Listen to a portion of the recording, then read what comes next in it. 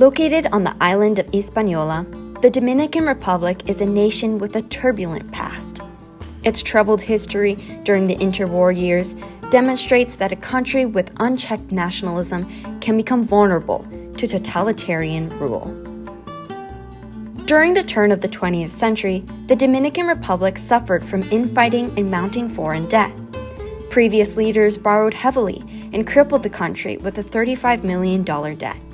The country also endured multiple revolutions and short-lived presidencies. In response to the growing instability, the United States intervened.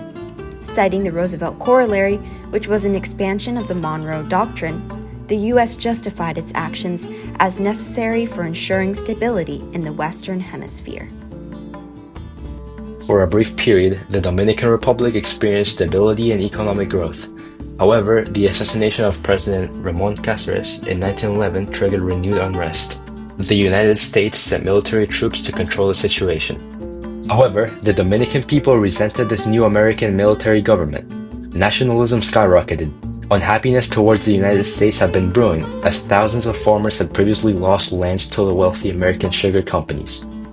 Armed resistance fighters, called guerrilleros, began attacking the American troops.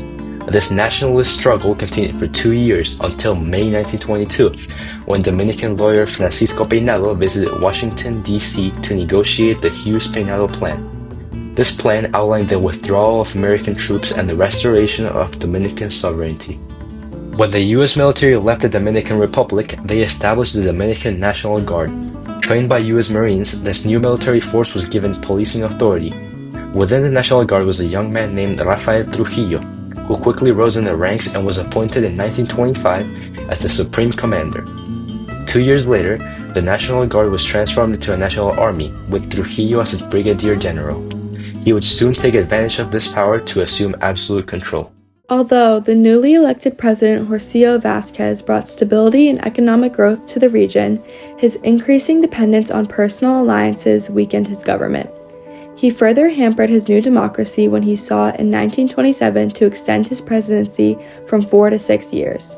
He faced severe backlash, which resulted in him being overthrown in 1930.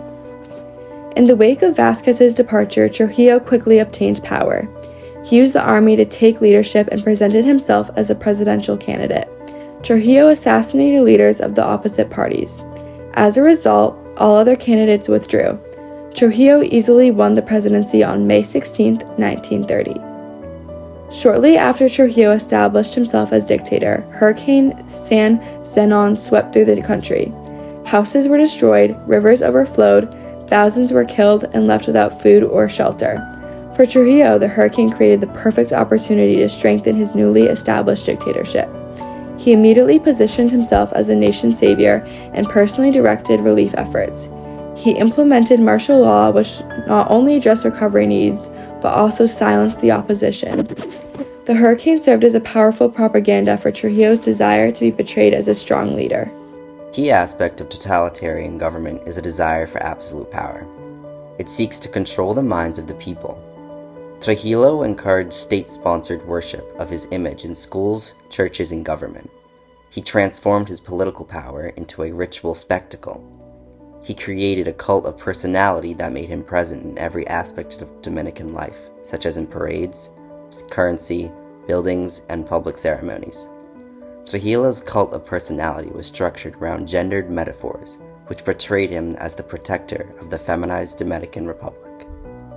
He sought to portray himself as a protector and the father of the nation. Author Bernard Durdrich wrote, "The cult of adultation had no limits. The capital city bore Trujillo's name and did the highest mountain peak and hundreds of streets, parks, and sites. The humblest dirt floor hut carried the sign, 'In this house, Trujillo is chief.'" Trujillo also renamed the capital from Santo Domingo to Ciudad Trujillo. By renaming the capital, he leveraged national pride as propaganda. Similar to other dictators, Trujillo ensured his image was in every home, on every building. It served as a reminder of who was in power. He tied loyalty to the nation with loyalty to himself. Renaming Santo Domingo wasn't simply symbolic. it was an attempt to rewrite the country's identity around himself.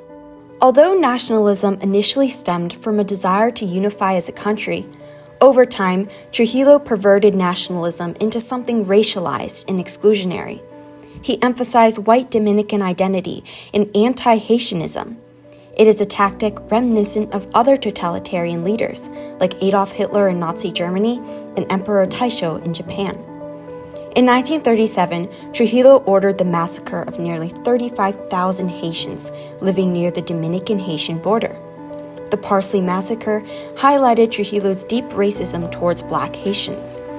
Fallout from the event forced Trujillo to relinquish the presidential title in 1938. However, despite not being president in name, Trujillo remained in control, with his former vice president, Jacinto Peinado, acting as a puppet president. Trujillo retained his positions as general of the army and leader of the Dominican Party. He sought to show that no matter the circumstances, El Jefe remained the boss. The desire for autonomy during the interwar years contributed to citizens of the Dominican Republic developing a strong national identity. In response, Rafael Trujillo offered something attractive, an opportunity to unify. Unfortunately, this Faustian bargain resulted in 3 long decades of totalitarian rule. Under Trujillo's regime, the Dominican Republic witnessed a perverted form of stability that continues to impact the country today.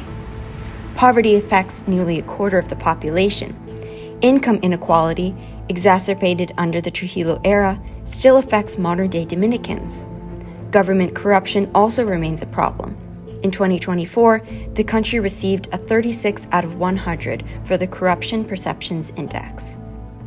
Hannah Arendt warns in her book, The Origins of Totalitarianism, that the ideal subject of totalitarian rule is not the convinced Nazi or the dedicated communist, but people for whom the distinction between fact and fiction, true and false, no longer exists. Are we, as modern-day citizens, carefully parsing fact from fiction? Are we challenging leaders to speak the truth? Or do we risk letting history repeat itself and we fall victim to totalitarian rule?